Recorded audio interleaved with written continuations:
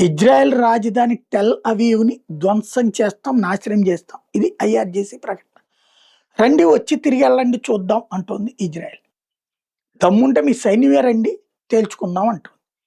ఇంతకుముందు పాలస్తీనాలో హమాస్ తీవ్రవాదులు అనేవాళ్ళు, దమ్ముంటే నువ్వు కిందకి రా అప్పుడు చూసుకుందాం అని ఇజ్రాయెల్ సైన్యం. కిందకొచ్చారు, హమాస్ మొత్తాన్ని తుదముట్టించారు. అట్లాగే ఇప్పుడు నడుస్తోంది. ఇరాన్ని సర్వనాశనం చేయడమే లక్ష్యంగా సాగుతున్నటువంటి ఇజ్రాయెల్ అమెరికాని తన వెంట తిప్పుకోవడంలో సక్సెస్ అయింది. ఫలితం పెద్ద మార్పే సాధ్యమైంది. రాబోయేటటువంటి రోజులలో కూడా ఈ యుద్ధం ఇప్పట్లో ఆగే పరిస్థితి లేదు. అదే సందర్భంలో జరుగుతున్నటువంటి మరొక కీలకమైనటువంటి ఘట్టం ఏంటి అంటే, ఇజ్రాయెల్ని సర్వనాశనం చేయాలన్నది ఇరాన్ సంకల్పం. ఇరాన్ దగ్గర యుద్ధ విమానాలు లేకపోవడం దాని లోపం. మిస్సైళ్ళని దారిలోనే ధ్వంసం చేయగలిగిన శక్తి అమెరికాకి, ఇజ్రాయెల్‌కి ఉంది.